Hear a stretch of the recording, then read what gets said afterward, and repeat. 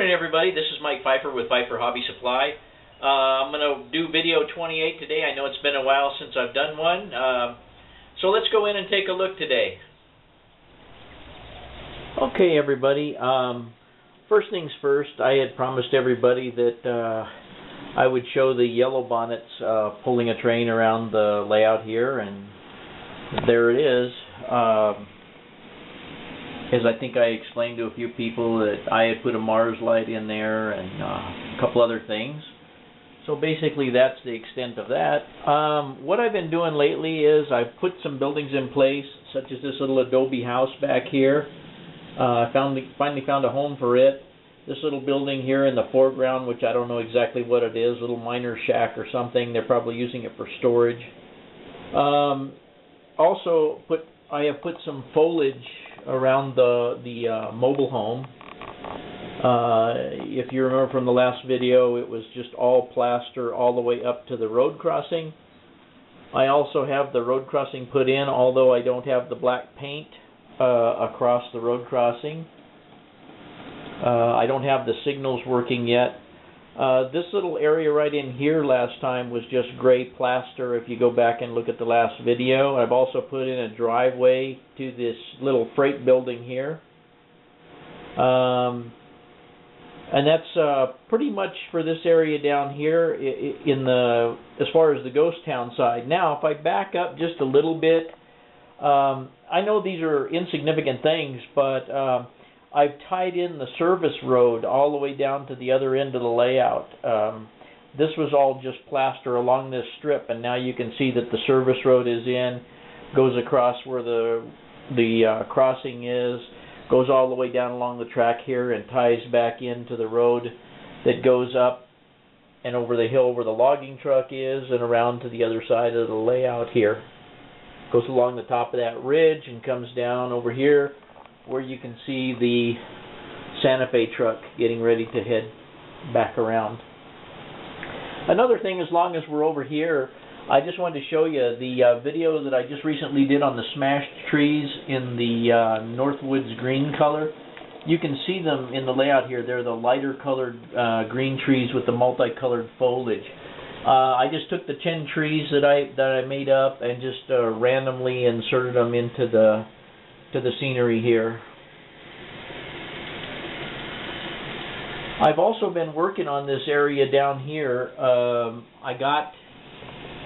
Since the last video, I've gotten the scenery in up against the road. I put some scenery on the hill back here, right below where the locomotive's going right now, and filled in along the back of these buildings here, as well as the edge of the arroyo by the Taco Bell, or the taco stand there. I still am undecided as to this area here, and I know this is a drag. I go through it every video, but it's just one of these things on a layout, and I'm sure you've all experienced, where this little section here is just hanging me up. I just can't figure out what buildings to put in there. I've had an idea to possibly put a chili plant in there with some tall tanks and so forth. But that remains to be seen. Let's go down to the other end. There's not too much exciting down here, but let's take a look. Okay, the reason I'm up at this elevation is that I've made a decision to... I had a bunch of junk, stacked up automobiles and stuff behind the car repair shed here. And I got tired of not being able to see what I had there, so I tore that stuff up from behind the building. And I finally figured out what I'm going to do with this little strip here. The junk that I took from there, I made a template, a paper template, and I cut out a piece of HO scale cork to elevate it up, because I'm going to try and get the camera around here. I don't know if it's going to show up, but the road where the depot is elevated on HO cork. So I've got to elevate this area back here. And as long as I'm giving you this view, let's just, I don't think I've given you guys a view down here of the billboards, kind of a flyover of the billboards and the going down towards the tourist trap. But I have a series of billboards there. I know they've been seen in the other videos, but maybe not from this angle. Okay, and as I back up here, and as I was saying, I made a template and I cut out the cork, and I've taken the cork inside, and I'll take you inside here in a minute and show you what I'm doing in there, and you'll see what's going on, or going to go on there. I think it's going to be scenically a little more effective than I had planned on putting a pecan orchard over there, and it's kind of skinny, kind of small for a pecan orchard, and other than just putting a bunch of trees in there, I thought I'd give it some other scenic value. Also, and since we're up here, I know I've mentioned to you before about the taking the ice dock out. We've taken it out to the fairgrounds now, and I put these 3 buildings in here, which is basically going to be a grain dealer. And I intend on working on that either today or in the near future, trying to get the asphalt in the front back there and get some scenery in that little Y section that you see over there. Just fill in some of these little spots. And I know that some of you may be thinking, well, you know, the layout's almost done, and a lot of people come in and say that. However, there's a lot of detailing that needs to be done, and you know, just small stuff, but it's all relevant stuff, and it's going to take a while. But we'll get into that in video 29. Okay, here we are. This is what's going to go in there, in that area that I was just talking about. And as you can see, I'm going to use the microengineering wood fences, and only take about 25 packages of them to go around this thing. Now, in reality, it's probably about 8 or 9 packages of those fences, but I hope to paint them up and have them looking nice, and then I'll fill this in. And once I get this done, I'll try and carefully pick this up and go insert it in the spot that you saw. Okay, not too much new down here, other than the fact I took what was just bare Homosote right here and just put ground cover on it temporarily, just so that I didn't have such a mess, and when you came in to look at the layout, it looked a little more presentable.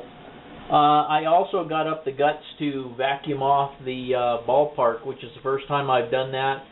It had a lot of stuff on it, and vacuumed off that the other day, and fortunately didn't suck up any of my players in the vacuum cleaner. However, I did suck up another car, as I did in the other video, but I was able to cut the bag open and retrieve it. Okay, another thing that I've been doing lately, as long as we're coming down this way, not really layout related, but I've been working on this work train.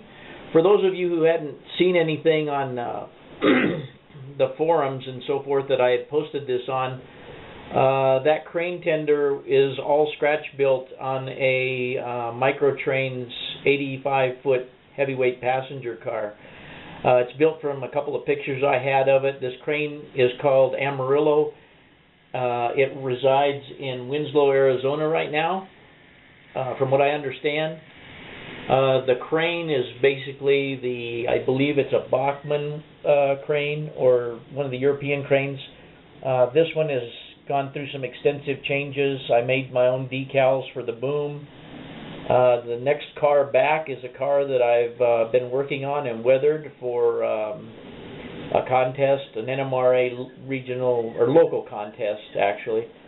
And then I did the Diffco dump cars to go with it, and I have some microengineering code 40 rail on the flat car. And then that's a standard Microtrains ice car with the ice lettering moved down to the bottom of the car, and also the truck's painted silver, and just a caboose that I weathered. Well, everybody, that's it for today.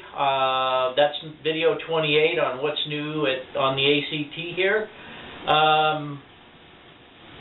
I've really gotten into doing some building lately and straightening up the layout, and I've really enjoyed it recently, and I hope you guys enjoyed video 28, and I hope to see you on video 29. You guys all take care and come back and see us. This is Mike with Pfeiffer Hobby Supply. Thanks for watching.